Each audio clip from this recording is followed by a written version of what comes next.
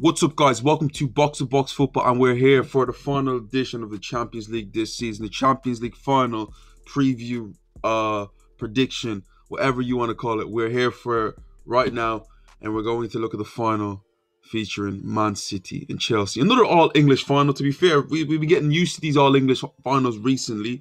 It seems like the La Liga dominance is kind of on its way out, and there's a new breed of teams kind of coming in regularly. Seems like English teams just seem to be getting it in the past few seasons. But Jack, Man City, Chelsea final, Pep, Thomas Tuchel.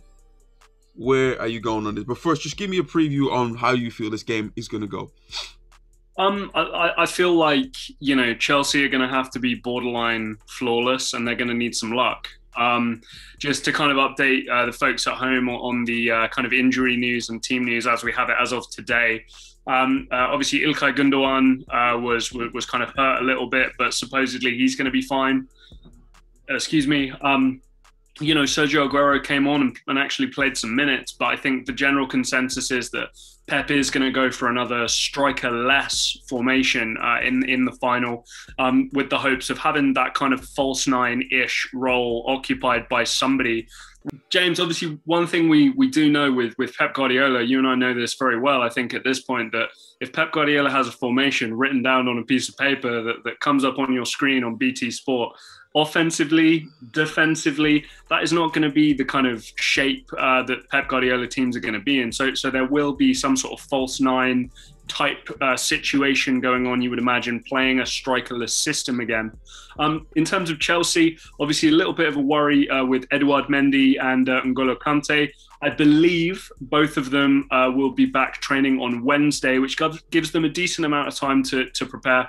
Kante is obviously the kind of huge miss there. Edouard Mendy is fantastic, but I think you'd sooner have N'Golo Kante than Edouard Mendy, because Kepa, as much as people can clown him, he will be available and he's a reasonable enough backup. But I don't know if you want to trust him in the final. The way I see the game going, like I kind of said, yeah, James, Chelsea have to be flawless here.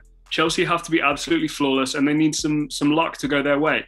They need maybe some shots, some shots from the Man City team to be a bit weak or not on target, and they need a couple of things, maybe free kicks around the box, that kind of thing, a few set pieces. They're going to need some luck in this one, or else I think there's a very serious risk with Chelsea's recent form that Man City could blow them out. This could be like a really huge deficit in the final, the likes of which we haven't seen for a long time.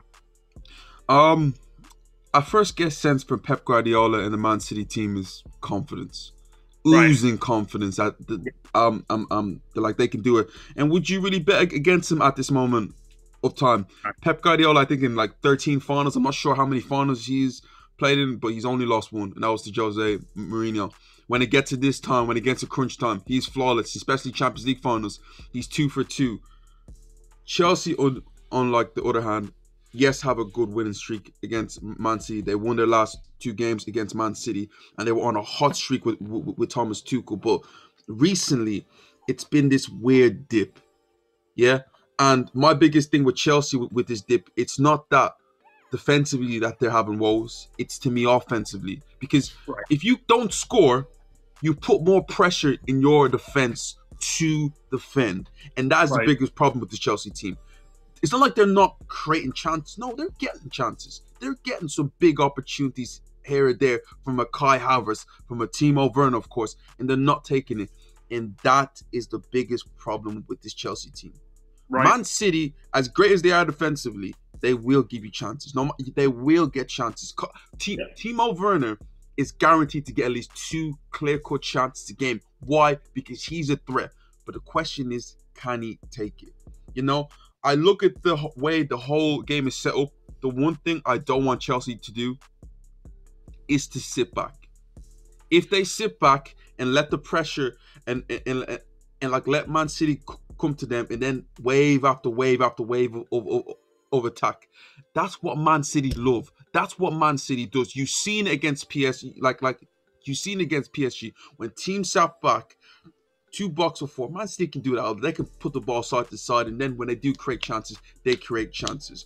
My other problem I have is that people go back to the 2 games that Man City lost to Chelsea. One thing people must recognize there is that both times Man City played a striker. Man City will not be playing a striker in this game, so we don't know how Chelsea can react to that. So what are you going to do when you don't have a striker to pick up in certain situations? What are you going to do when you have 3 center backs, right, wanting to get their hands on a striker or something like that, and there's no striker there? That just holes being left there, and your players running in and in and around them. That is a big problem, and I need to know how Chelsea are actually going to react to that. If Tuchel is brave enough, I think the 2 wide backs split. And when I say split, I don't mean kind of like corner of the box splitting. I mean like fullback split, right? Then the wing backs can push way up and offer that width, and then maybe some of the inside guys can come and kind of fill in some of those spaces. So it's a very big risk, because what you're doing is a quick turnover, a little pass to Kevin De Bruyne, and you're 1 pass away from conceding. But what I'll say, James, is do you not feel like this kind of thing historically has suited Chelsea? Because when the chips are down and when they do have to defend and when they don't deserve to win a game, sometimes is when they are their most clutch and they are their most ruthless. I look at James, like think about this, right? Chelsea are defending. Man City, maybe lapse of concentration or whatever. And Timo Werner, despite his finishing errors and issues that we kind of know that he has, that man works very hard. He is physically a bit of a specimen, really. Big engine, big motor on him, and he will run the channels aggressively. Now, Man City have athletic centre-backs who I think can keep up with him at this point. But if there's a slight lapse of concentration, I'm backing Timo Werner in a race against kind of really any of those Man City defenders. And if somebody can just get up there with him, Chelsea could easily benefit from that. My other thing with this, Jack, is that I look at the defence and I look at the way Thomas Tuchel could set up. I personally want Thomas Tuchel to set up a bit higher up the pitch and really be aggressive and press Man City. I think Jamie Carragher spotted it the other day when when Chelsea came to the Etihad, and how instead of Chelsea sitting back, each defender, when the ball was played into a Man City attacker, aggressive, straight at them. When you look at Man City's goals this year, Jack, how many goals have you seen from Man City scoring, getting in behind teams? Well, yeah, it doesn't really, yeah. How many Man City players run off the ball and make, further runs? How many Man City players would you say are physical specimens in that sense as well? Because if I'm a centre back, I'm thinking to myself, I'm looking at those players, I'm going, right, I don't want them to have time and space. I'm not thinking, wow, I'm scared about them getting behind me. So I agree with you in that respect. I don't know, man. I don't know. It's scary. The way the things that come into my head is, okay, how many players are going to run in behind for Man City if Chelsea do press them high? Riyad Mahrez, he likes the ball to feet a little bit more. Phil Foden, ball to feet. Kevin De Bruyne, ball to feet. If they might have say to play a Sergio Aguero, a Gabriel Jesus, or a Raheem Sterling, I would have been a bit more anxious to play the high line. But I'm like, you might as well go for it now, because the way PSG were able to do it in the first leg or the first 45 minutes, when they really pressed Man City and actually pulled them back, you've seen what Man City's reaction was like. It was like, oh wait, we haven't dealt with this before. I think to me this is a free hit for Chelsea, because they're not favourites to win it. I think that they should go for it personally. Another kind of key reason why I think this will just be Man City's to win is, yeah, Chelsea have top 4. Now, I'm not trying to pretend here that a Champions League final you're not going to find the motivation for, because when that song's playing and, there's going to be fans in that stadium, this is the biggest game of nearly all these players' careers, really. I mean, I can think of a few World Cup winners in there who've played in World Cup finals, but a Champions League final, that's one of the biggest games of nearly all these players' careers. So I'm sure both sides are going to be fully motivated, but it's that subconscious aspect. Man City, this is all they really care about. I think they would have, could have taken or left the Premier League title this year if you'd have told them they were in with a chance of winning the Champions League. Whereas Chelsea, I think it was always about making top 4. Obviously, the FA Cup loss, okay, but final day, Chelsea got lucky and they're in the top 4. To me, Jack, you're totally right there. It's that if Chelsea didn't get Champions League, I think this whole conversation is different. it's different because it means a lot more to Chelsea. Now it's Right. like, oh, that little cushion, we can kind of go, oh, I'm not saying that they don't want to win, because of course it's a Champions League final. Of course you want to win, but the added pressure is gone now. It's almost like it's a bit of a free hit, but it's a weird one, because I look at Chelsea, especially back in 2012, they had everything to lose. As much as they had nothing to lose, they also had everything to lose, from the point of view of, okay, they could have lost the Champions League final and have no Champions League football that season. But now it's like, we have Champions League football. What are we really gonna do here? Like, we can kind of, I'm not saying afford to lose the game, but it's like, if we lose it, it's not the worst. It's not the end of the world. Also, their trains come in early, James. Like, I'm telling you, anybody in charge of squad management and recruitment at Chelsea Football Club was ideally hoping for a Champions League final, probably in 2024, around that kind of time.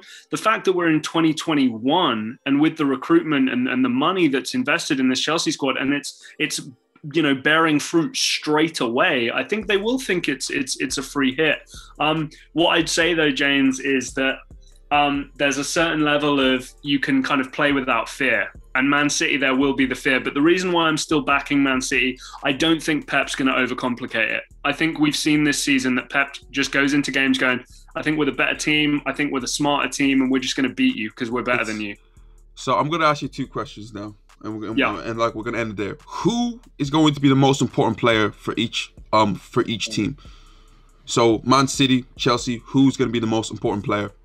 Thiago Silva will be Chelsea's most important player. On the day, okay. Yeah, I think it would be very easy to say Kante or Werner, but I think you and I both know that there's going to be one, orchestrator at the back there who has the experience in big games and the knowledge. So I think Thiago Silva, that's quite clear. He's going to have a fantastic game if Chelsea are going to get anything.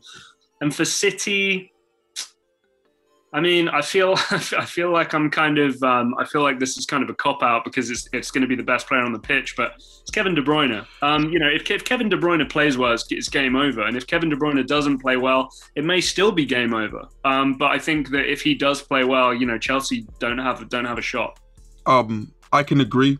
I was even in the mode of thinking like maybe an Aspilicueta or a Mason Mount, but to me, Jack, first of all, if he is fit, if N'Golo Kante is fit and he's performed the way he performed in the last two Champions League games against Real Madrid, Chelsea are going to have a great opportunity, because in this sort of game, this is where you're going to need legs against Man City. When they're moving that ball side to side, you need somebody who's going to win it back, going to turn that ball over, going to get you on their attack. And if N'Golo Kante is fit and can do that, that will give Chelsea a great.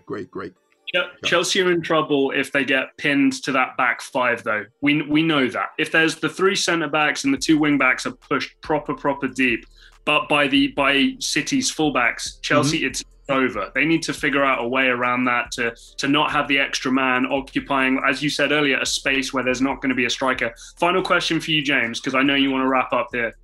Chelsea's kind of forward line, what's that going to look like? Is it going to be kind of 4 players, including a 10, or is it going to be 3 players? I mean, and who are those people going to be? I think they set up with a 2 fullbacks, and 2 wing backs, of course, 2 sitting. I think if Kante's fit, Kante plays, and I think next to him, personally, I think the best player next to him should be Kovacic. And, yes, I agree. He hasn't been great recently, but I would still go for him. Mason Mount. I think as much as he's missing so many chances, Timo Werner should play. There's a threat about him that it's quite weird. I seem to like. And then the next player I'm gonna have next to him, I gotta go for Christian Pulisic. Go for it. I agree. I agree. That's what I would do. So yeah, and they're kind of acting as two strikers, or are they split? Two strikers who can also more or less go wide and anything, and like, let's say, could they play in between the fullback and like Man City's centre backs? But Jack, who do you have winning it? Man City. I think actually, I hate to say this because I hope it's a real spectacle, but I feel like there'll be a Man City goal in the first 15 minutes or so. Chelsea will try and fight back as much as they can, but this has got Timo Werner missed chances written all over it, and Man City potentially winning 3-1 maybe. Wow. To me, it's a tough one. No, it's not really a tough one because I have Man City winning, but there's a lot of questions like can be answered. If Chelsea get opportunities, can they take it? That is genuinely just a huge question. Because could they stop Man City from scoring? I think if Chelsea are good enough defensively to like stop Man City from scoring, but I don't think that they're good enough to take the chances on the other end, and that's what's going to hinder them. If Man City do get an early goal, then I'm calling it quits.